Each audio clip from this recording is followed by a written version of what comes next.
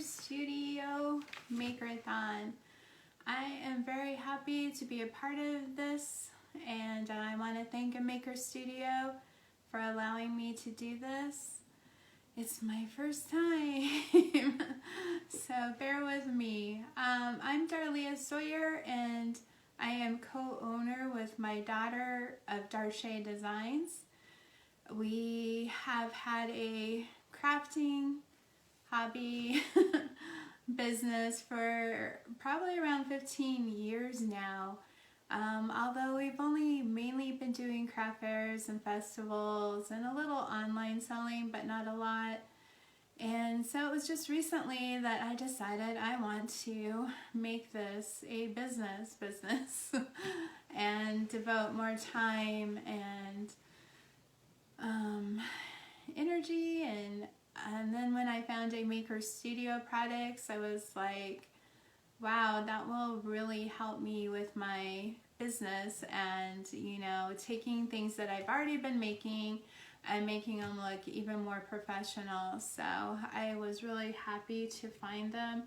I've enjoyed using their products. I've used the gel art ink, I've used the ceramic paint, I've used the ChalkArt paste, and I like all of them, and I really love the stencils. So I hope you guys will like the project today.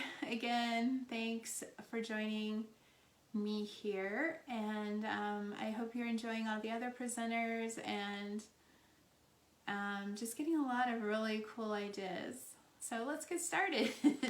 I have prepared our base for our project today. And I went out and bought a pumpkin cutout from Hobby Lobby. They're actually all their fall stuff is 40% off right now. So it's a really good deal. It was $9.99 normal. And then I did a white acrylic coat on the whole thing. And then I went back with this foliage, Anita's acrylic paint. The color is foliage. And also this folk art. This is from Michael's, and this is basil. I used these two colors, and then I also used this country tan, which this is apple barrel that you can get at Walmart. And of course the base coat was just a white acrylic. So those are the colors I used to create this. And if you want to see the video on how I did this, it is actually on my page. I did it with my granddaughter. She was painting a jack-o'-lantern, and I was doing this right before she had to go to school today. We did it yesterday, actually. So if you want to see how to do all of this, that is over there. Well, not the stripe, but the whole pumpkin part. So then all I did was measure off an area down here toward the bottom of the pumpkin and did that country tan acrylic paint and made this stripe here so we can stencil our word here, and I thought it would just stand out better. I've seen some people do this with different projects, and I was like, I think that will work really well. So I know this is kind of an unusual color, although greens are really popular this fall, so I thought I'd go ahead and give it a try. And so I hope you like it. I also have a classic one to show you at the end. So let's get going. First you're gonna need for this project is the welcome set stencil, and you can find that on a Maker's Studio homepage. And I'm just gonna cut out the welcome part of this. That's the part I'm gonna be using. These are mesh stencils. So with mesh, you can usually get a lot more detail in than you can with just normal stencils. So they work really well for many different projects. And I'm not going to use this part down here, so rather than risk getting my paint into there, I'm just going to tape that off. The top part of it anyway. I don't think I need to do all of it.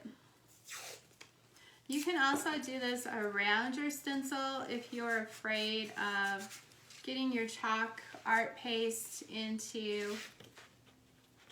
your background. So I'm just going to peel that off. It comes off really easily. And then we are going to try to center this into this area here that I already have for this. Kind of makes it a little harder since we have this bottom part on here. Let's see. I always like to measure things. It's just how I am.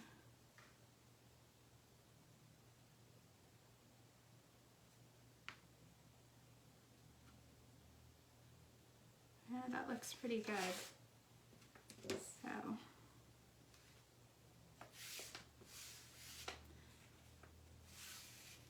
let's see how we are. Probably a little closer on that side though, yeah. Needs to go a little bit more this way. I always find this to be the hardest part of the project is getting your stencil exactly where you want it. I think that one's pretty close.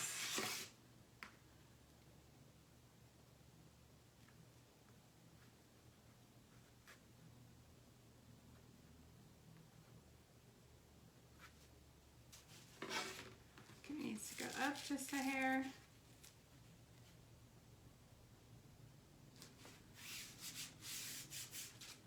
All right.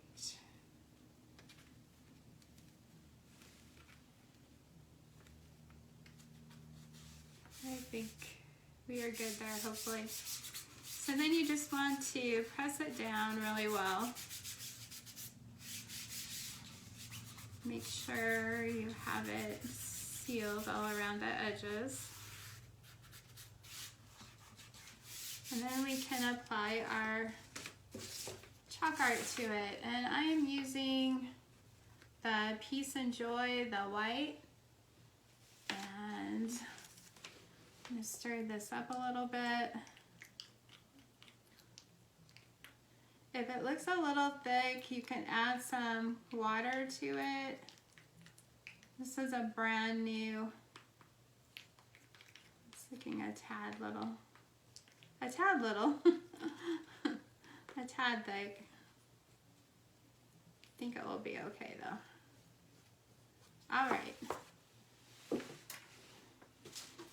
I'm just gonna take some of this onto this little scraper, you know, and start applying that onto my stencil. And you're just kind of pressing down as you go. Hopefully you guys can see that fine.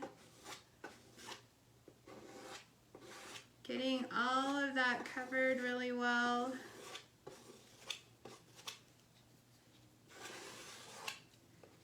And you don't want to take too long of a time because it starts drying in that mesh if you wait too long. All right, I think I pretty much have it down now, hopefully. And this is, and then you just want to take your scraper, come back over your stencil and get that excess paste. I think I got a little bit carried away there. And put it back into your jar. And then check to make sure it looks like it went on well, which it does look good. So we are good. And if you can't get to a sink right away, it's good to have a pan next to you that you can just stick your stencil into so that chalk paste won't dry on it. So I have a pan right over there that I'm using. Put the lid back on your chalk paste. And let me show you guys what this looks like so far. I'll just go back after I get off and touch up that one little spot that I dropped some of the paint onto. So there you have the welcome. Now we're just gonna dress this up a little bit and then we're gonna be done. We're gonna make a bow real quick. Hopefully. So I have cut some 10-inch strips of wire ribbon. Most of this ribbon I have gotten from Michael's or Hobby Lobby. You just will, if you want the same exact ribbons, you would have to go in and check, see if they still have it. I'm not positive. I know I've seen some of this still there. I am just making a loop and folding it about between 1/2 and 3/4 of the way down on the one side to make the loop. And that way you still have tails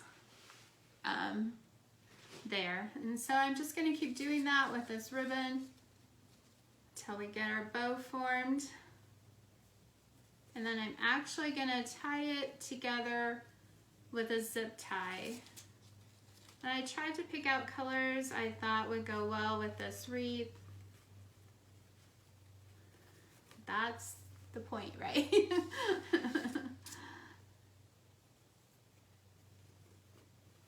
I love fall. Fall is definitely my favorite season. I live in western Colorado, and right now we have a huge wildfire going. It's the second largest in our state's history, and it's only about 20 miles from us, so that's, although we are safe, it's not in an area it's behind some mountains off to our north, so we are good where we are at. We have had tons of smoke, and this morning we woke up to like ash covering all of our driveway, so just a thin layer, but it was kind of strange for sure. So have you guys been doing lots of fall crafting so far? I am getting close to being done with this.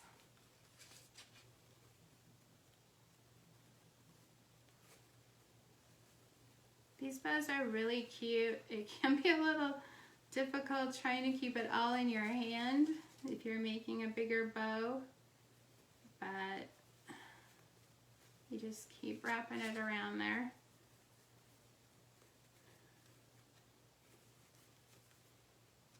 And the last one.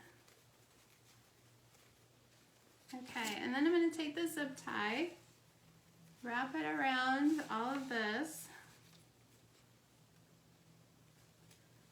pull it tight to keep all those ends in there. And that is going to leave me with a lot of tails that I will spread out. And we're just going to cut this off. What's left over. Trying not to cut our ribbon at the same time. Okay, so then we're going to fan out these tails that we had at the bottom of this. They're not real long. Of course you can use more ribbon.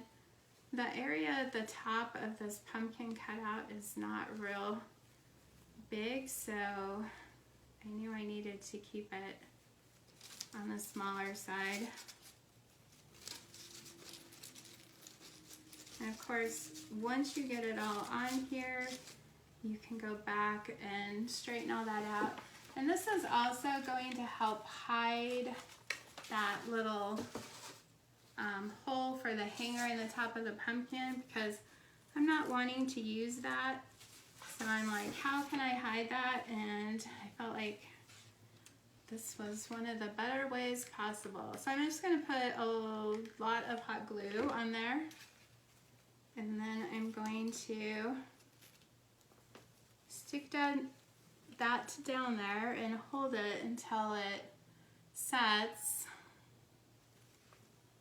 I have a little bit of greenery I was thinking of putting in here too, if it looks okay. You never know till you get everything on here. You have all these ideas of what's gonna look good, but it's like, well, maybe not.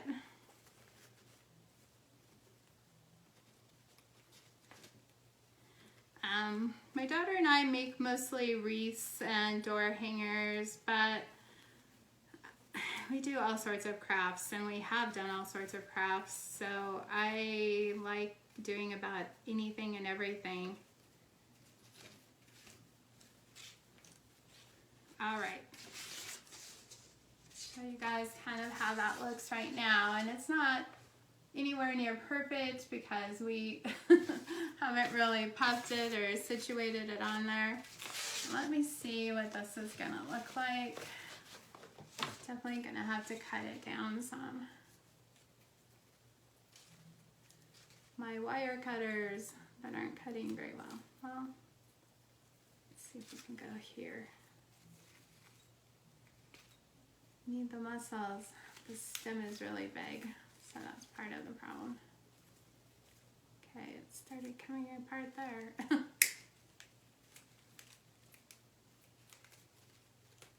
Okay.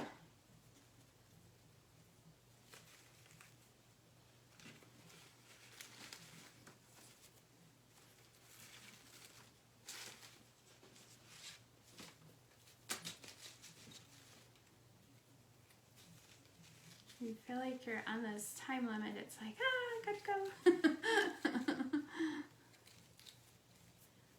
I think most of my lives are probably around 40 minutes or so. So cutting that in half, like I said, this was the first one I've done, so trying to get it together. All right. Guess I should have done that ahead of time. I was trying to think of all the things I could do ahead of time to make it easier for me. So let's stick that in there. And I will definitely be gluing this down. So this is how it's looking. What do you guys think? Do you like it? And then for a hanger, I found some white and green beads that actually look fairly well with it, and I painted the tan to match that board. And I would just, you can either put some little